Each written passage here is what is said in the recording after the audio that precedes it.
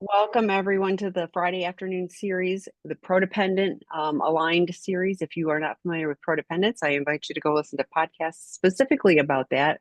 We do not use codependent language. And Debbie McRae is joining this week, starting off the first Friday of January 2025. And she always has so much great information for partners and very supportive. Codependence is about healing and healthy attachments, not about blaming partners for nothing that they had any control over in the first place. So Debbie, welcome. Happy New Year. Happy 2025. What do you have for us today? Well, Happy New Year's to you and everybody who's joined. Today, we're going to talk about New Year's resolutions, but we're going to reframe Ooh. it and talk about healthy internal boundaries. So, I'm Oh, I love it. going to use that spin today. So, let me just talk about some of the things I hope we're going to cover as we talk about this today. But as usual, whether you have questions about what I'm presenting or anything in your life, please feel free to ask. So, a lot of us set New Year's resolutions at the beginning of the year. I have learned throughout my life to make them more simple. Back in the day, I had pages and pages. But today, we're going to talk about some very powerful internal boundaries that you could almost think of as your New Year's resolutions because they're going to support your healing and your recovery. So, whether you are the betrayed partner or the betraying partner, this webinar is for you because I'm going to help you and guide you with some ideas on how to refocus maybe your values and what you're going to focus on, to set some clear intentions, to establish boundaries then that really foster growth, resiliency, healing, and recovery, but most importantly, relational connections. So, we're going to focus on how internal boundaries work, what they are. We're going to talk about why they're so critical to recovery. And then I'm going to give you some examples. We're going to talk about specific internal boundaries to consider. And we're going to talk about what the resolution would be and what the actions would be that you're going to take. So you're going to get lots of hands-on information today. So I reflect back on what is showing up in my practice, whether it be in group or individual.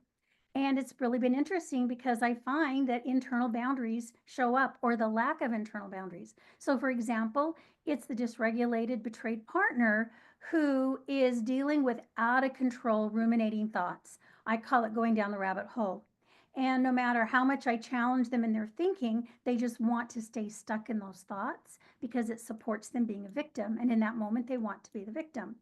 And so we talk about choice and creating some boundaries around internal boundaries around what you choose to do to stay stuck in your story or moving out of it and how that looks. I also think of the betrayed partners that I hear all the time who say, I don't do self care because I'm so busy taking care of everybody else that there's no time left for me.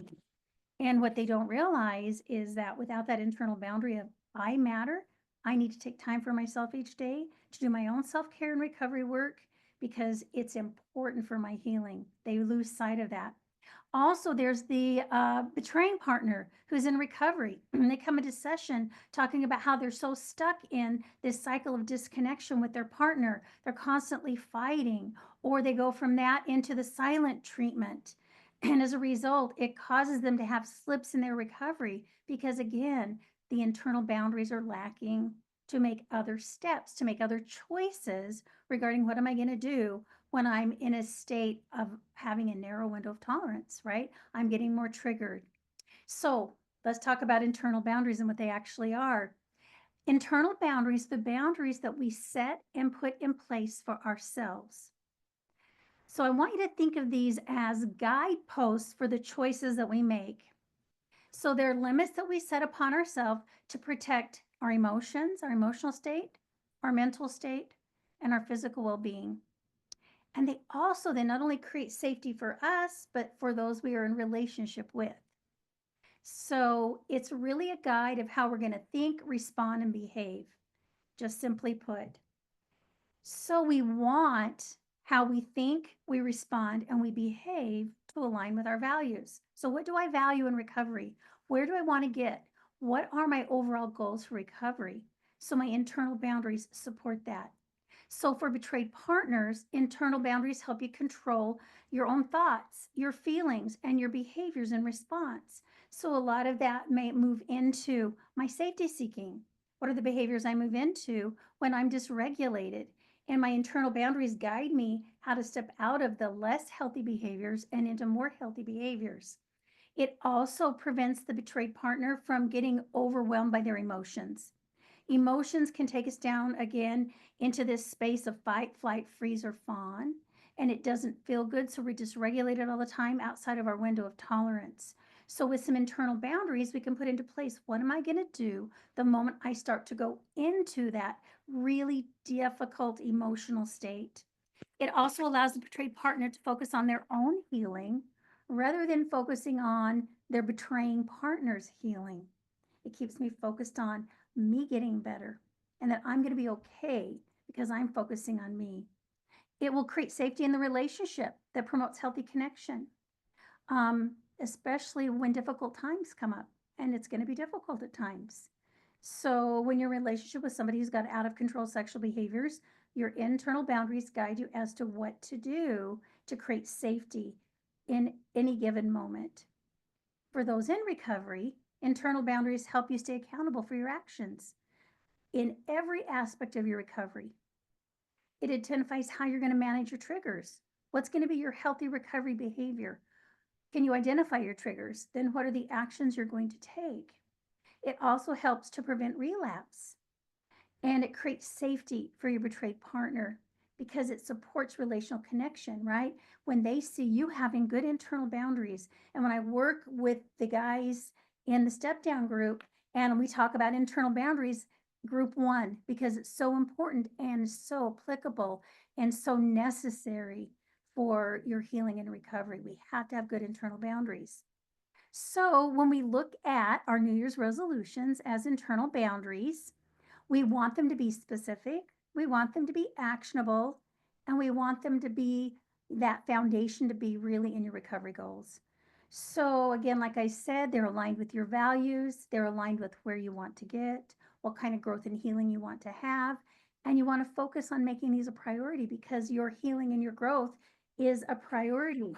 So, one of your internal boundaries needs to be that you're going to prioritize your recovery work and your own personal growth and your own healing.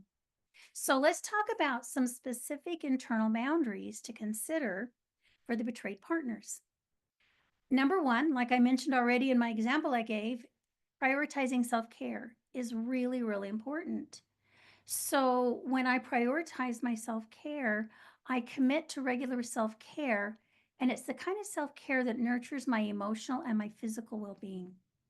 So I have some type of daily practice. I know what to do when all of a sudden I'm triggered or when I'm finding that I don't know what to do. I know that I can always step into self care.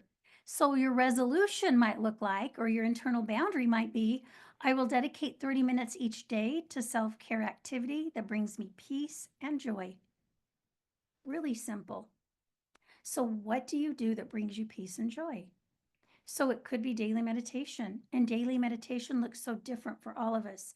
For some people, daily meditation is sitting out on the back porch as the sun's coming up and drinking a cup of tea or coffee.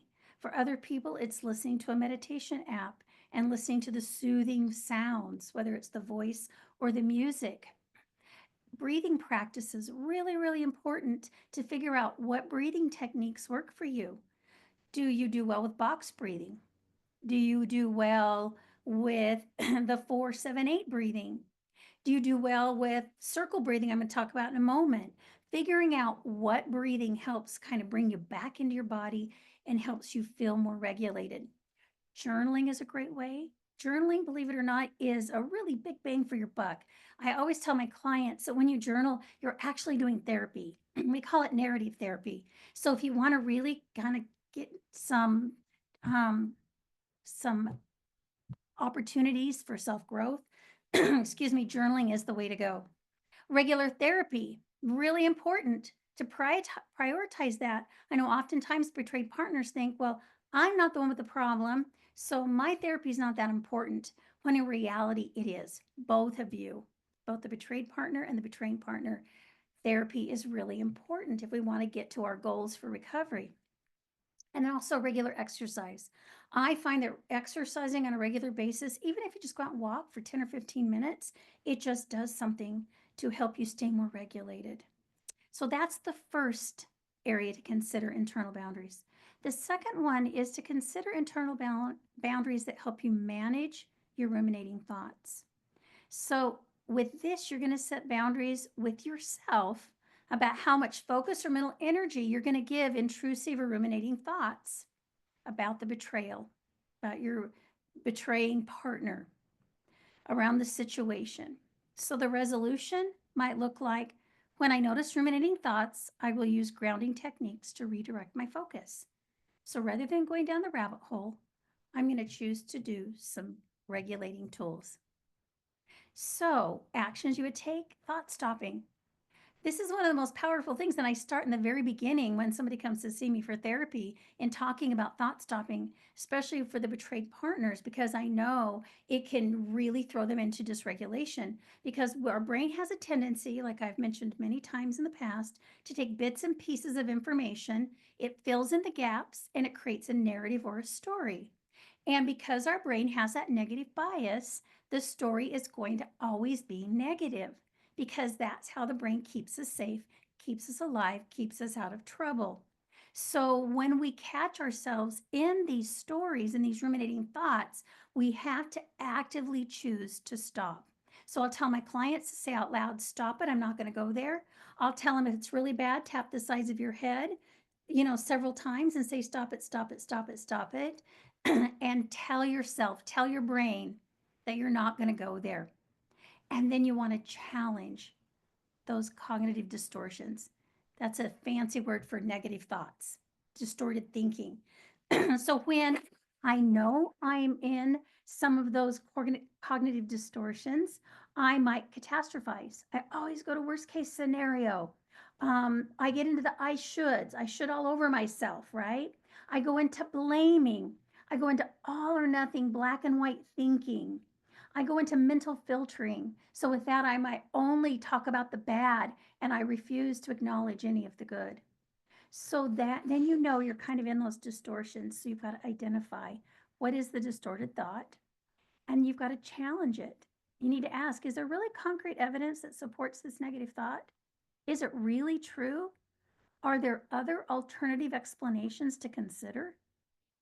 And then the goal is to reframe it into something that's more truthful. So this is something that oftentimes you have to work with your therapist on because this is a higher level skill set. So your therapist might be able to give you some worksheets to help you with this. Your therapist might help you teach you how to do thought stopping and then reframe it to something positive. I love self-compassion statements for shifting the thinking. So you can work with your therapist on coming up with what that self-compassion statement is going to be. You want to practice mindfulness to settle into your new way of thinking. So, one of the things I like to do is I've come up with my own affirmations that help me get out of my negative thoughts. And I love to use the circle breathing. So, for me, circle breathing is you imagine that you're going to breathe as slow as you can, and you're going to do it without any pausing. So, it's like one continuous circle. So, as I breathe in, there's no pause as I breathe out and it's nice and rhythmic. So when you first start to do circle breathing, you might want to count. So you count in to 4 and then you breathe out to 4, but just as slow as it feels as you can and still feel comfortable. And then what I do is at the beginning of each breath, I think one of my positive thoughts. And then I take a full breath. And then I think another positive thought and take a full breath. And I find that is one way for me to really settle into that new thought and it gets me out of that negative distorted cognition that I was in. So that is internal boundary number 2 to consider. Number 3 is consider internal boundaries that define emotional safety. So with this, you have to spend some time really sitting down and identifying and clarifying and implementing what you need for emotional safety. What do I need so that I feel safe in this relationship? And then you have to advocate those needs with your partner. And sometimes you might need help with this. So you might even consider if it's the early days of betrayal, you might need to do this in a therapist's office and figure out maybe you just do a one-time session with your your therapist and bring your partner in to discuss it. And then later on, after your post disclosure and you're in a regulated state and you're back in couples, then you kind of continue to renegotiate this and work on what is going to create emotional safety. So, what the resolution will look like might be I will communicate my safety needs calmly and assertively without self judgment. Or I will follow through on creating and implementing boundaries around my safety needs. So, what actions do you take? Well, first of all, you've got to educate yourself on what are safety needs. So, what do I need to feel safe in this relationship? It might be honesty, openness, transparency. It might be that I need respect, which means I need you to talk with me in a lower voice or not call me names. You need to embrace the fact that you do have rights in the relationship. I know it feels like as a betrayed partner, everything's there's just no rights anymore. Everything's all gone. You're just barely holding on to the relationship. So as things settle, as you move through that crisis phase and you're getting more settled, then you need to really identify, okay, what do I need to feel safe so I can stay regulated in this relationship? So you might even explore what needs weren't being met in the past. And then I want you to sit down and really explore what would be happening if this need was met? What would I see happening? What would I experience? What would I see my partner doing? These are great ways to explain your need. And then you've got to communicate those needs to the betraying partner. My recommendation is you do it when you're well fed, well rested, regulated. Schedule a time to do a sit down meeting, or like I said earlier, maybe you need to do it in a couples session. Okay, internal boundary number 4. You've got to separate your self worth from your partner's actions. So, this means you need to establish a mental boundary that separates your partner's behaviors from your own self esteem, your own value. So, the resolution would be I will remind myself daily that my worth is inherent and not tied to my partner's choices. So, what are the actions you're going to take? First of all, you've got to stop the negative self talk. You've got to be very, very aware of how you speak to yourself. And then you want to shift it into how would I speak to my best friend? And that's going to be the internal boundary. I will speak to myself just like I would my own best friend. You don't want to engage in self blame. And you want to reframe it to my partner chose to, or my partner made a choice to do this, rather than because I am this way, they did this. It is not because of you. There is no self blame to be had in this. I love self compassion. Kristen Neff's daily self compassion exercise, those 3 steps where you just identify the moment of suffering and what's coming up for you. The second part is you talk about the fact that you're not alone in this, that there's this common humanity out there. Other betrayed partners feel just like you do. And then those self compassion reminders. May I remind myself that I am worthy, that I am good just the way I am enough. Whatever it is, you want to practice that on a daily basis because that's going to help build your sense of self worth. Another thing is journal your truth about yourself. When you're in a really good grounded place, I'm talking positive things about yourself. I'm talking what you know, your talents, your gifts, those innate things about yourself that make you so valuable. And we're all valuable. But when we are dealing with betrayal trauma, believe me, I know I've experienced it. That self-worth goes out the window and it's such a struggle. But there will be moments where you have clarity. And in those moments of clarity, you write down what you know about yourself, those positives. And so when you're struggling, you go back to your journal and you read what you've written. That was one of the things that I kind of did on my own without even being guided. And it was so helpful because in those moments when I was so hard on myself and my self esteem was so low, I would go back to that. And it was such a kind, gentle reminder. And then with this, at some point, you're going to need to work on a deeper level with your therapist. So many times there's that negative belief associated with it of I'm not good enough, I'm not enough, So whatever that is, that might be something that you need to work a little bit deeper on with your therapist. Okay. So the last internal boundary for the betrayed partner is setting limits on relationship discussions. So this is going to be a hard one. I'm going to tell you why. With this one, you've got to decide when and how much you'll engage in discussions about the betrayal because you want to avoid emotional burnout and relational disconnection.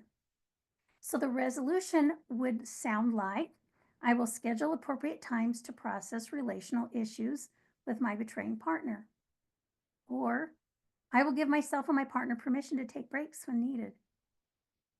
So, what actions do you take? Because this is a hard one, especially in the early days. We want answers, we want information. The brain is saying, hey, we've got all of this information and this data coming at us. Now we've got to put all the pieces of the puzzle together. That's the brain. The brain wants to know everything. And so, as a result, sometimes we go in and we're wanting to engage in discussions as betrayed partners all the time. And it oftentimes ends up in fights and disconnection. So, we want to avoid that. So, what are the actions you're going to take? Well, you're going to start with a fair fighting agreement. Rules you're going to put into place around having really hard discussions. So, it might be certain time of the day, place, well fed, well rested, like I talked about. Maybe a time limit on how much you talk about it, the type of language you're going to use with each other, like no shame-based language, no name calling. The moment you're triggered, anybody's triggered emotionally, you take a time out. All of that should be part of when we're going to have a hard discussion. How are we going to do that? What are the guidelines? Then keep a journal, and as questions come up, just write them in your journal. And then you're going to schedule a specific time to go over the questions. So for some of you betrayed partners, it might be that you're preparing for disclosure. So a good internal boundary is going to be, I'm going to write those questions down. I'm going to take them into my therapist's office. We're going to include them into the disclosure rather than going to your partner who's working on their disclosure and asking a lot of questions. So again, choose the time wisely to discuss. You have a right to ask every question. I want you to know that.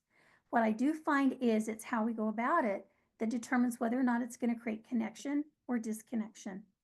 So you're going to need to use your emotional regulation skills and all your tools when discussing hard things. So it's like I say, 2 feet on the ground, talk lower, talk slower, right? Take notes. That's another way to stay connected to prefrontal because I'm writing. Another thing would be breathing, making sure you're breathing, knowing what's going on internally, that awareness. So the minute you feel yourself getting triggered and emotional and you can't regulate, that's when you take the time out. You take the pause. And whoever calls the time out, remember the rule is you must come back and re-engage and finish the conversation within 24 hours. And when you take the time out, you go and you do self-care. You go walk, you go journal, you go do some meditation. And then I like it when my clients and the partners sit down and use the 4-part talking boundary as a format to journal out. Okay, here's what I'm going to share with my partner when I come back and we talk about this. So as a reminder, the 4-part talking boundary is number 1, you share all of the data, what you saw and you heard.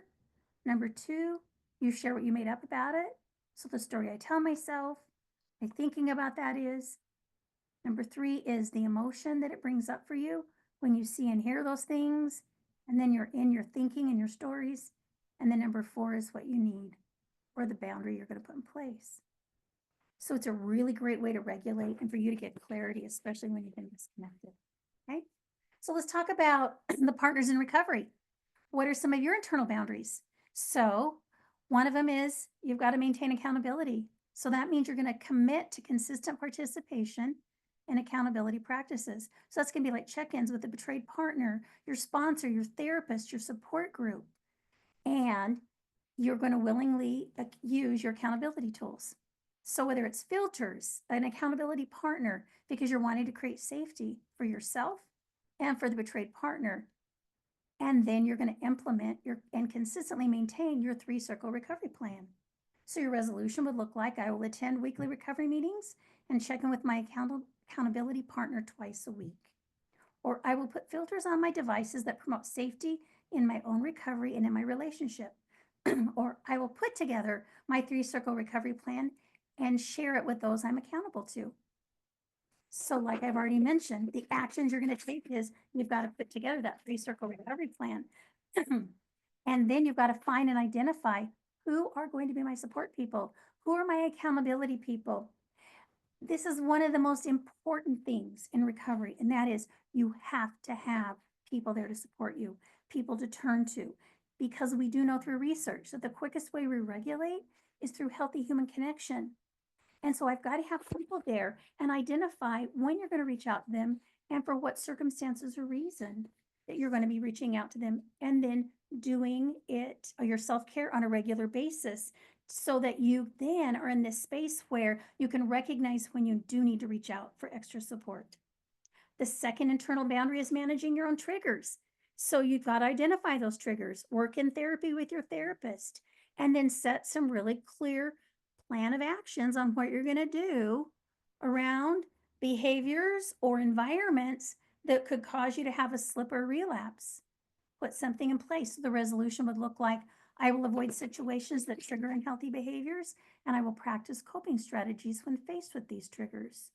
Or I will put a plan into place when I am triggered that includes reaching out and doing self-care. Very simple. So create your trigger plan. I think I've talked in the past on some of the podcasts, webinars rather, on how to create a trigger plan.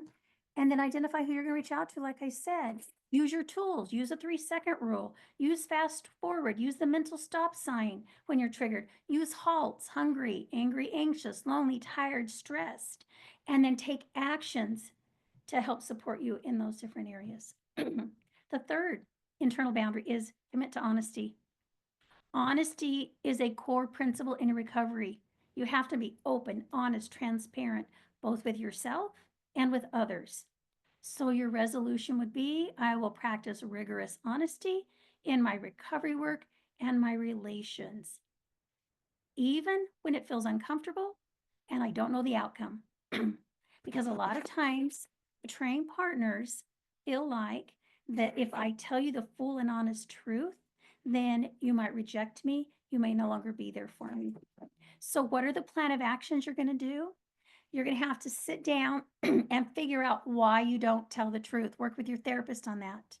Figure out, how do I show up honestly? How can I verbalize it? Right? Really have to work on getting honest with yourself and really being willing to accept the fact that you're struggling, that you can't do it alone, that you need help, and that the most important thing is to show up as your authentic self. So there's a lot of work that being done around that. One of my favorite phrases I use when I am struggling with being open and honest and transparent with somebody because I'm afraid that I'm going to really offend them or they're going to be mad at me is sometimes I'll even say to them, do you want me to tell you the truth? Or do you want me to tell you the answer that will make you feel better?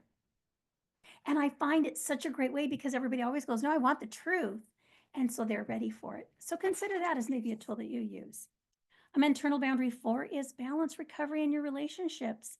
So create boundaries around how much time you're going to spend doing your own recovery work and relational repair efforts. So the resolution will be, I'm going to balance my recovery work with relational repair by setting aside time for both each week. A lot of times, betraying partners think that I'm in recovery, I can only focus on recovery. But the reality is, you can do both if you find the right balance.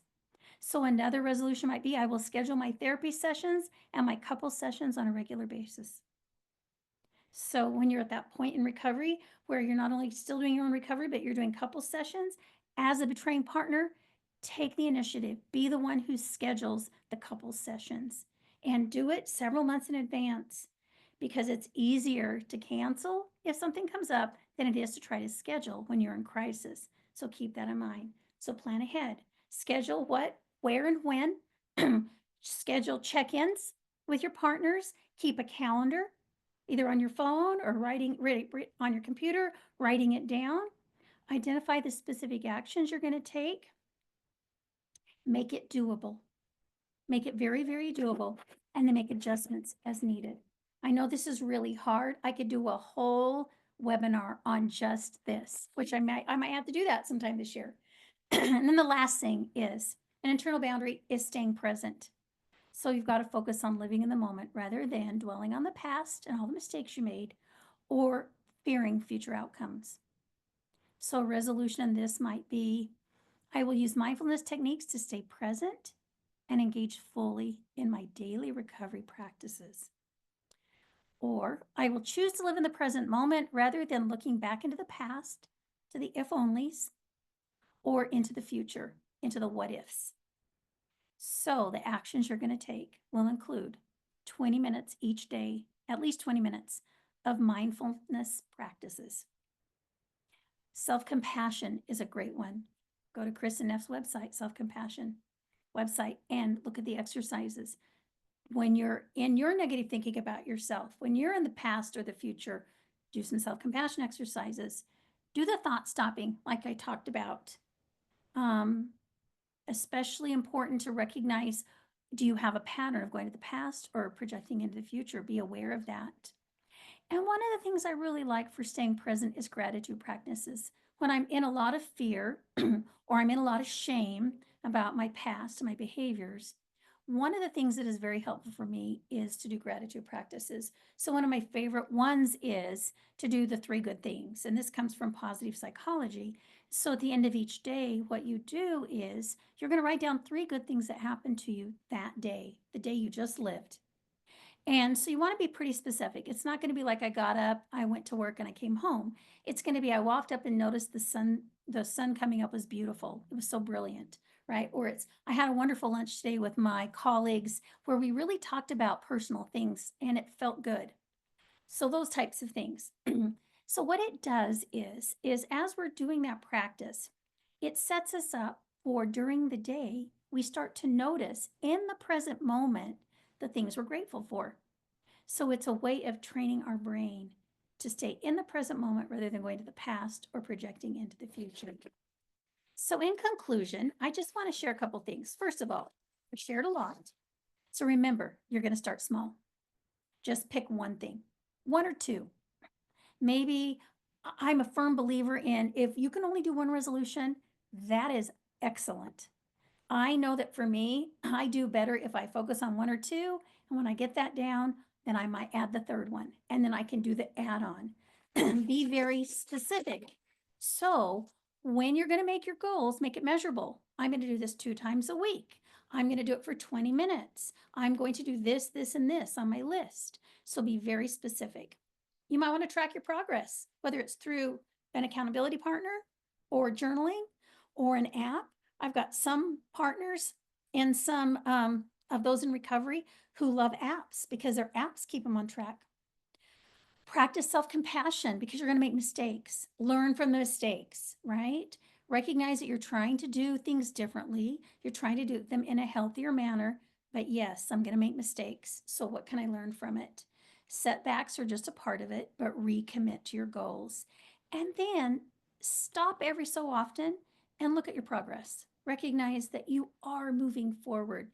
There's something magical. I don't know if that's a good word to use, but it really is when I sometimes take the client back to when they first came in to where they are today. When we look back and see there is so much change and growth. And in that moment, there's so much awareness that the person has about how far they've come. So in closing, I hope I've given you some ideas. Just start with 1 internal boundary, 1 New Year's resolution, and just see how that works for you and in your recovery and the goals you're trying to accomplish.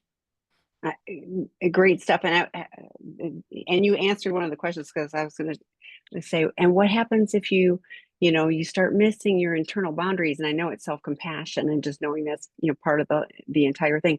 We've had the experience of working with the Empowered Women's Retreat women, and and having the ability to see someone, from the day they arrive till, in a short window of time, we see change. And then we had the opportunity to see a couple of the women who had, worked with us a few months prior, and then they showed up massive amounts of change. So I was thinking, as part of, tracking of this, having your circle of friends that can go, gosh, look, like you said, kind of like, remember where you were, not too down, but just like, wow, the positive growth, that someone else is able to see. I was also thinking, and there's apps and things like that. But, getting a read on like when I'm doing this, when I'm doing the self-care, when I'm doing those things, how do I feel? Am I feeling more intentional? Am I feeling more regulated? Is there less ruminating? And I think, and you mentioned journaling a whole bunch of times, and I'm with you, on how powerful that is. But even if that's part of it, like, when I'm doing these things, I notice I'm more relaxed, I'm more present, I'm whatever, I'm able to sleep better, whatever it is. I think if there's a component of that where you're kind of gauging, where you are on some of those, like everything in life isn't, throwing me for a loop. Great, and then, if I, miss a day or whatever, and then I start to struggle a bit more, I think it would be motivating to go, oh yeah, I really need to commit to this because look how much better I feel, and how much progress I'm making when I'm able to do that. Again, no shaming, just looking for, options, on how we do this better. I was thinking too, right when you started, let me see if I can find it. I don't remember if I circled it, but it was like one of those things I was thinking about, if and a lot of this stuff is, if I'm a partner and I'm sharing and this is what I need, just understanding that your partner may not be able to do that yet, Mhm. and I've even had, one of the hosts, John Taylor, on a webinar. I remember this a couple of years ago, but he was working with a couple, and the betrayed partner was, this is what I'm hoping for. I realize you're not able to do that yet, but this is what I would like us to move forward to. And I thought, wow, that I mean, what a, I mean, that was a betrayed partner who had some ability to hold space. But I was like, wow, it's to not be looking, I need you to do this right now, but I'm hoping that you can move towards that and move towards me, and there's so much stuff here. And yeah, some of this is, um, internal boundaries are hard, because Yeah. like we can, I want you to do these things because whatever, but if I'm not willing to hold the space for myself and go, I have to value me first, because then everything else can flow out of that. And I think there's so much misperception about, all of this. And yeah, so, Debbie mentioned that she could do a whole webinar on all this. Guess what? She's doing a work group starting late February for betrayed partners on boundaries. There's going to be a part A and a part B, and they will be 90 minutes per week, for 6 weeks, each part, and we'll get that stuff posted soon. We're a little in the holidays, so we're a little behind on things, but we promise we'll get that. But I hope if if you're a partner and you're going, I'm not quite sure what boundaries are, this will be a deeper dive for you and help to get it more individualized and personalized. Another problem with boundaries are they aren't just like, here's the 6 boundaries you need. Everybody's are individualized, and what you need is, very different from someone else. So, getting the language to be able to own that, and know that, I think will be a real benefit. So, Plus, we're also, let me just add another plug yeah. really quick, and that is part of the work we're going to do is really identifying your needs, because we have to identify those first before we can formulate the boundary. And then we're going to talk about, okay, is this reasonable? Is it, is it something I can execute? And if so, how do I do it? So we're going to come up with lots of ideas, problem solve, bring to the table what you're experiencing in your life. And then we're going to hopefully give you skills and tools that you're going to become boundary experts, or at least a little bit better in the boundaries you've had, because most of us have not been taught from a very young age about boundaries, how to set them, and what even a healthy boundary is. So, Well, and we've talked about, partners that have boundaries, but they have not communicated them to their betraying partner. So, or there's no consequence, there's no planned consequence, stated consequence of it, so it isn't really a boundary. It's like, I'm hoping that this person, you know, gets the telepathy that I really need them to do that, that is ineffective communication. I don't know any addict partner who magically gets those things. So, mhm. so we've got some questions, and one of them appears to be a continuation. So I'll do the first and the third.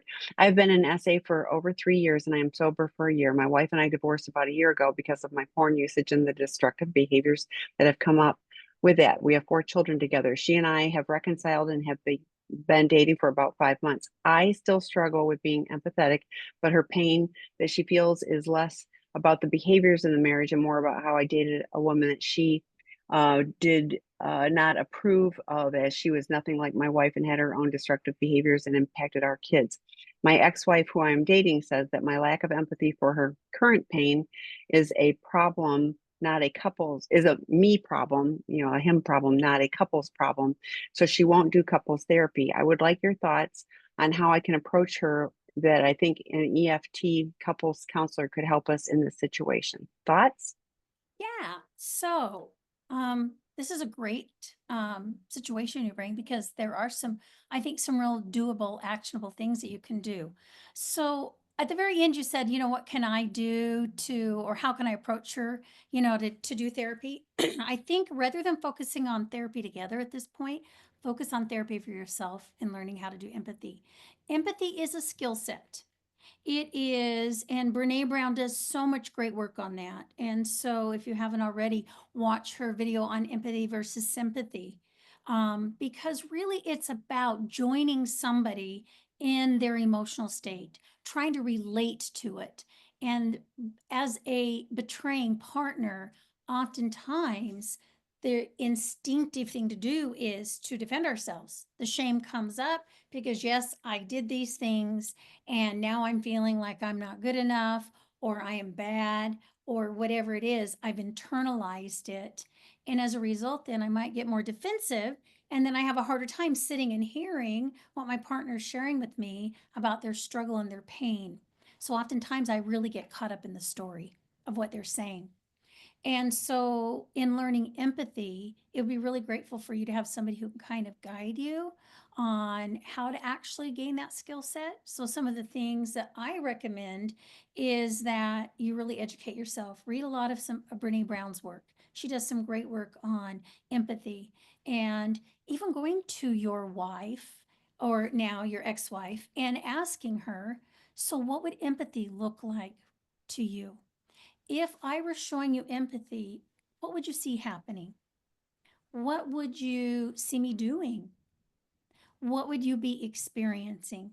So ask her, because a lot of times as I'm working with couples, we go through that and I find out that there's certain words that your betrayed partner wants to hear. They need it to be, said a certain way. And then they're open to feeling like this is empathy.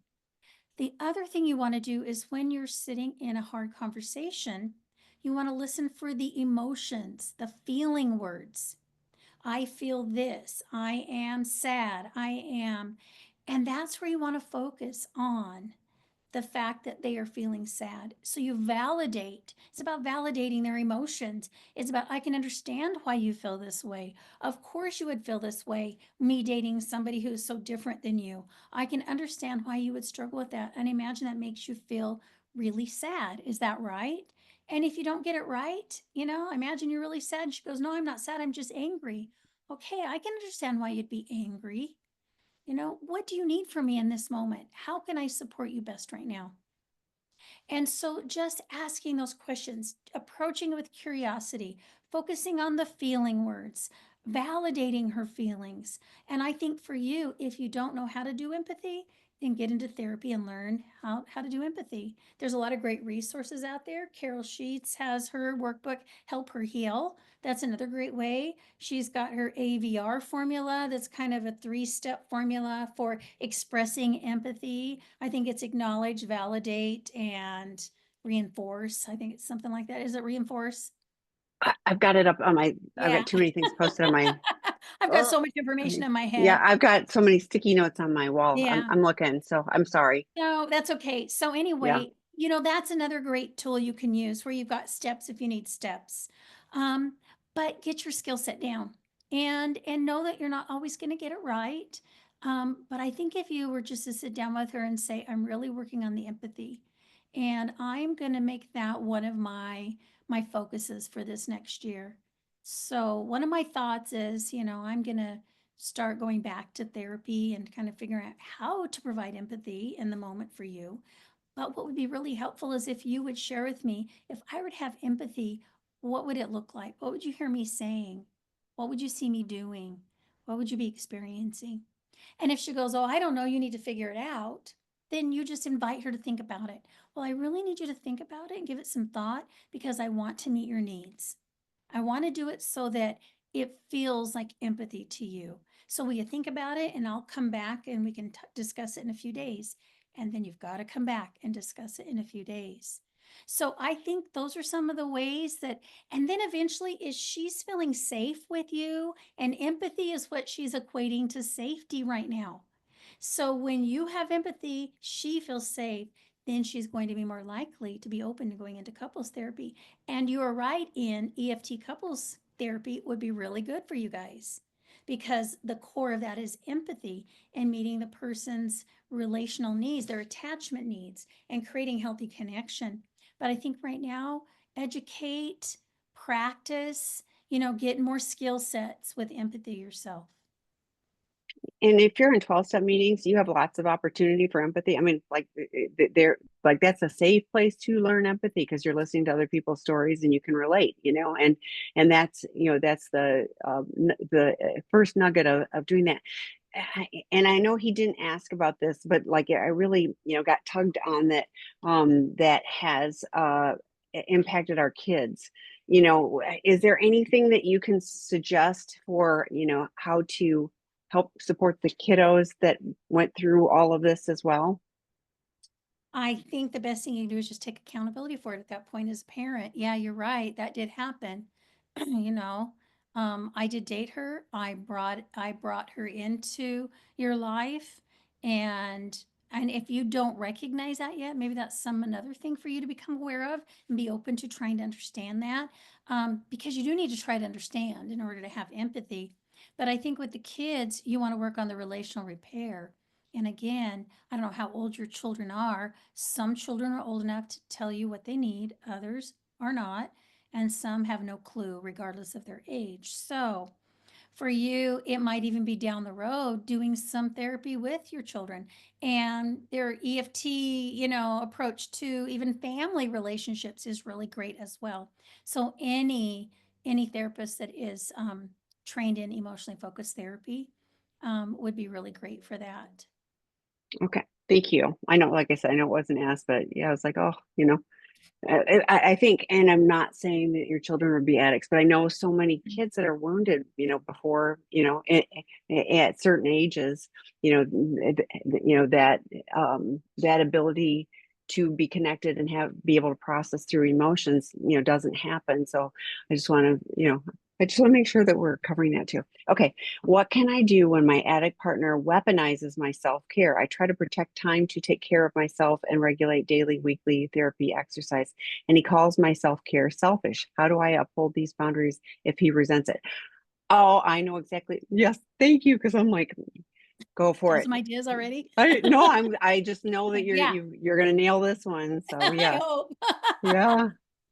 Yeah. So, couple of things on this. Number one, I want to validate that your self care is important and that it's okay for you to take time for you. You have to do that in order to take care of you and your own recovery and to stay regulated. And you've got a wider window of tolerance. So, him weaponizing your self care is more about him than it is about you. It is triggering something in him. And I don't know him. I've not assessed, I don't have the data. So, my operating theory would be to kind of explore a little bit with your partner, you know, how was self care treated growing up in their home, right? What do they know about self care? How do they see self care? What's this selfish piece, about? But you might not be able to go down that road with your partner, and they might not ever choose to even explore that.